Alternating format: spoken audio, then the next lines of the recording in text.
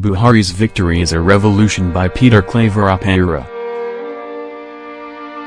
Those who have been following my writings and social media activities will know that I had long called last Saturday's presidential election for President Muhammadu Buhari. You may be partly right if you conclude that I was able to do so because I am a long-standing fan of President Buhari. They also know that in 2015, I emphatically called the election for Buhari and he won. Barring any delays, President Buhari will soon be announced as the winner of last Saturday's election. From all exit polls, he has comfortably coasted home to victory in an election that exerted lots of wasteful toll on his main challenger, Atiku Abubakar, and his party, the PDP. As to how I rightly called these two last elections, they are topics for a more detailed future report. By nightfall on election day, I knew Buhari had won. This was the same thing in 2015. All those that called me to know the situation of things on the night of Saturday, March 28, 2015, still attest to this.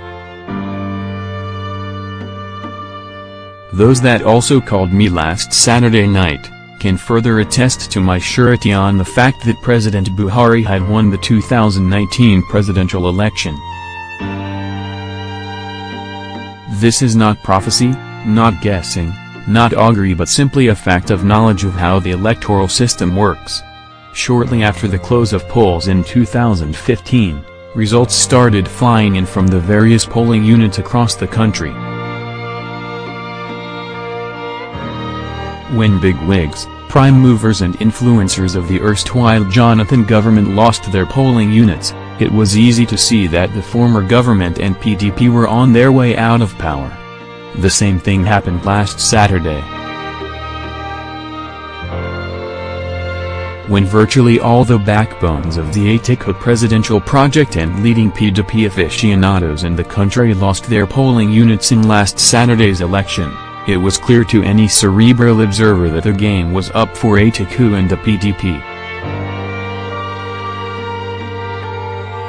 This is no rocket science but just a careful application of educated reasoning to view elections. The anticipated Buhari winning of last Saturday's election is a revolution. Why do I say so? Buhari was virtually riding against a mountain in this election.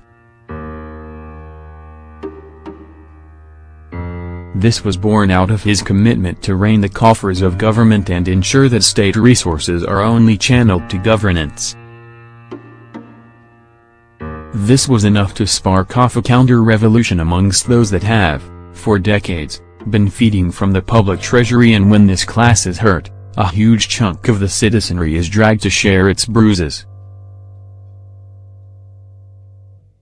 This frugal policy even affected his campaign and of course the general trend of the 2019 general election. Being Spartan and tight-fisted, Buhari's insistence that no public money should be spent on his re-election was way out of trend with known fads in the country's electoral process before now.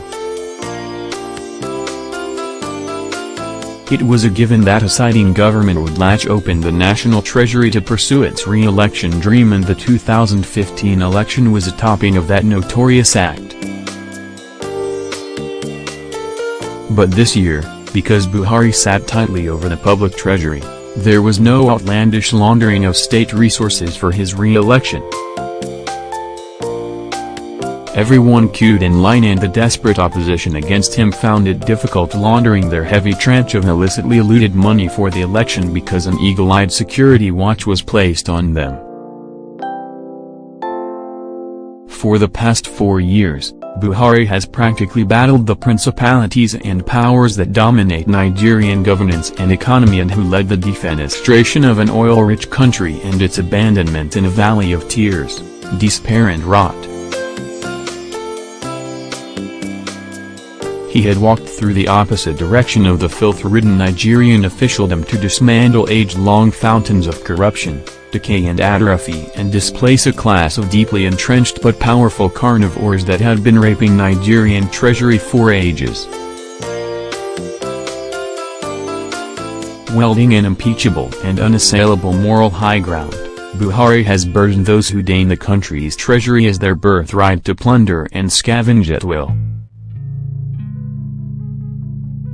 He has capped very many rat holes through which the ethically bankrupt Nigerian elite sought the treasury and enrich themselves, to the advantage of the underprivileged, the poor and wretched of earth. Buhari has so tamed official corruption that it has become impossible for the sybaritic knights of Oparah that hitherto feed off the lifeblood of the Nigerian poor to eke out their cursed living. He has dispersed the cult of predatory buccaneers and savages used to freeloading from the common till and rendered their base businesses nugatory. With the savings made from plugging the fonts of corruption, Buhari has embarked on perhaps the most ambitious infrastructural investment in our country's history, building rails, roads, bridges, power plants, fixing decrepit airports, investing in health and educational sectors in a revolutionary effort to build real economy through investment in regenerative capital projects.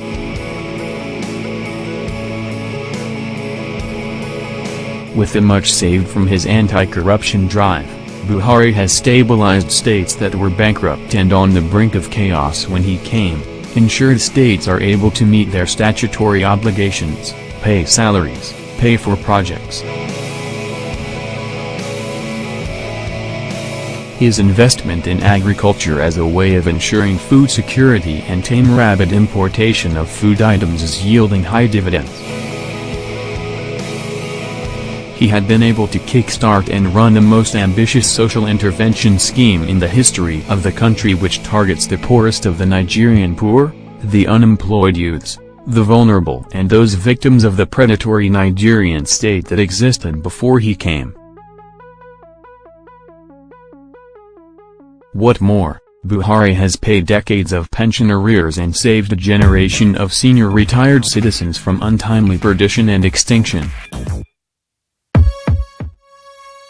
Buhari has been able to cleanse the economy of the cobwebs of graft so as to free hitherto stolen funds to attend to the needs of the poor.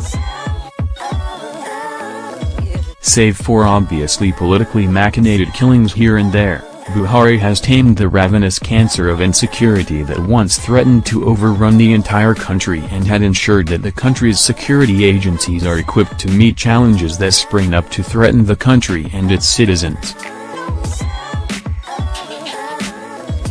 For all these, he has attracted the raw venom and bile of the idle knights of freeloading who had spared nothing to sponsor insurrection against him and his government.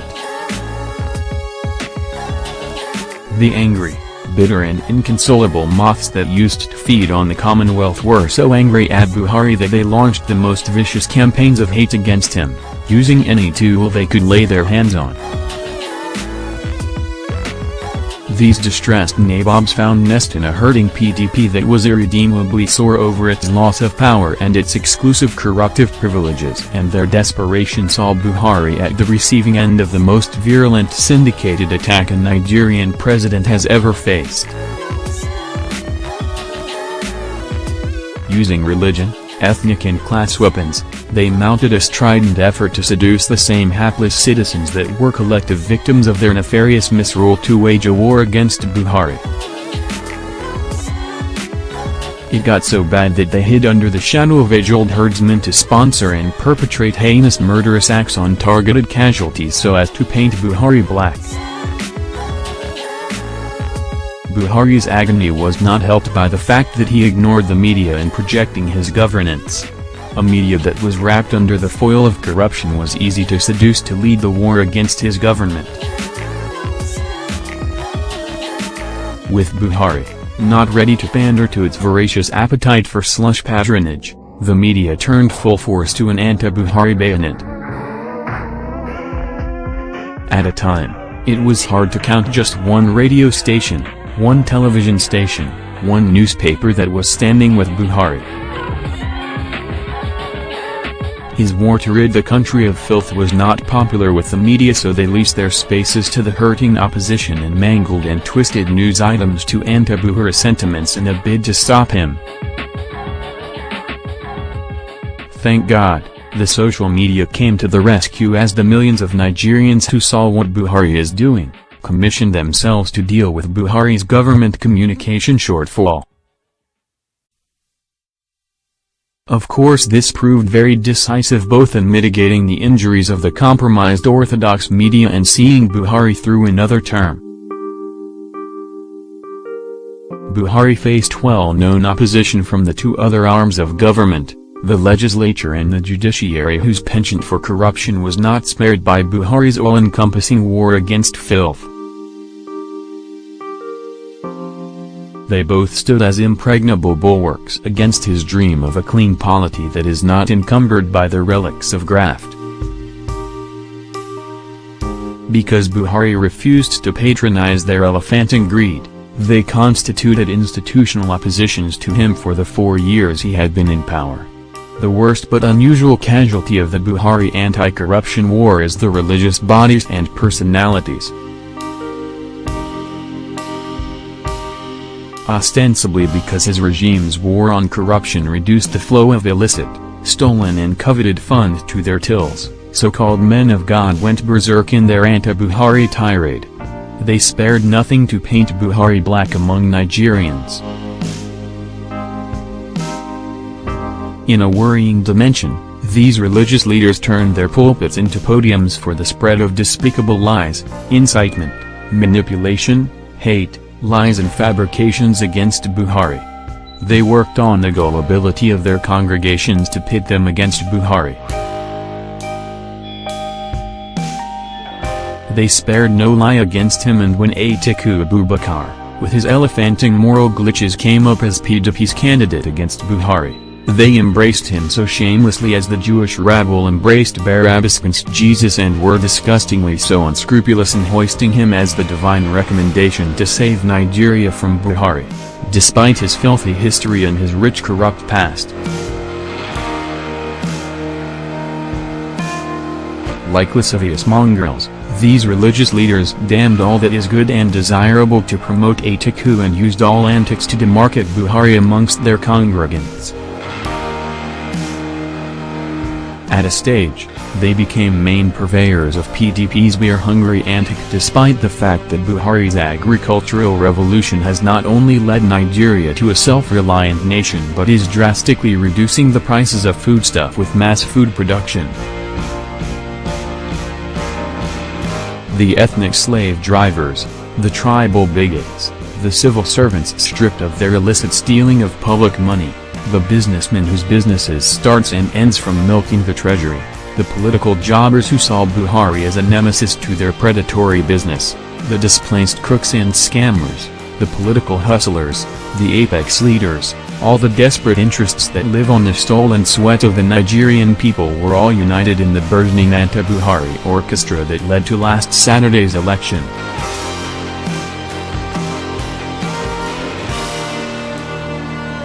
But mercifully, as Buhari was wrenching enemies from his anti-corruption war, he was gathering innumerable admirers and followers from the poor, the downtrodden, the less privileged, who, for the first time in Nigerian history, became the focus of governance. They remain the unheard cadres of the country's population who have been persistent victims of the state. For the first time, a government that not only identifies with their sordid fates and which was not reluctant to tread on the toes of the filthy powerful, rich and influential was on the throne.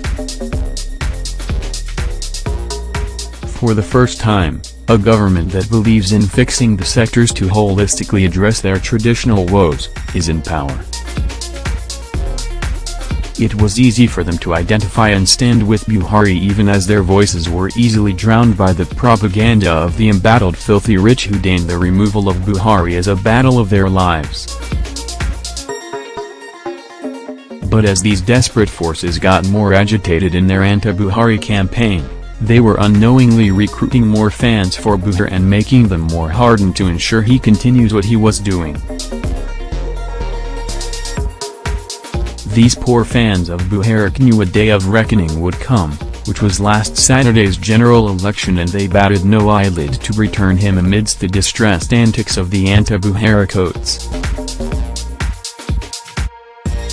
So, from all the darts, arrows and spears targeted on him, Buhari was able to triumph and emerge victorious. He was able to slay Goliath and his mighty army through his fidelity with truth, integrity and honesty. He was able to defeat the forces of Baal that had worked studiously for 4 whole years to undermine him because he is of God. His coming in 2015 was an act of God. His governance so far is an act of God.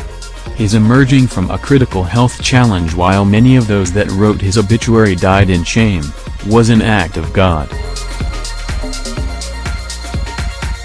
His defeat of the forces of evil last Saturday is an act of God. His known public life is a testimony that you can get God's approval by living right and just. Sadly, many of his traducers who hide under the banner of religion and who are defaming God by appending men of God to their names while blatantly supporting evil, don't know this. So that Buhari was able to triumph over the huge web of conspiracy weaved against him en route last Saturday's election is a revolution. It is an ethical revolution that targets the atrophies that trouble Nigeria since creation and which he had battled for the past 4 years, to the discomfort of the pests.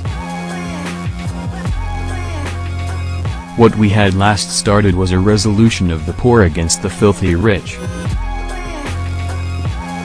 It was a loud thumb up for Buhari for what he had done these past 4 years and an encouragement for him to do more, especially in dealing with those that grew fat from the Commonwealth.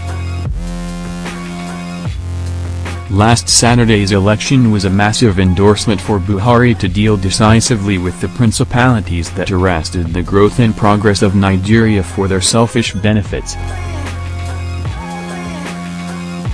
As the election was between 2 direct parallels, a stoic, Spartan, tight-fisted, impeccable, honest Buhari and a morally wrecked, corrupt, spendthrift, Atiku, a Buhari win remains the loudest signal that Nigerians want more of the things he had been doing that have made thieves and treasury raiders grow inconsolably agitated these past 4 years. Through this revolution, the masses have spoken, loud and clear, and the message is that we want more of the vintage Buhari touch.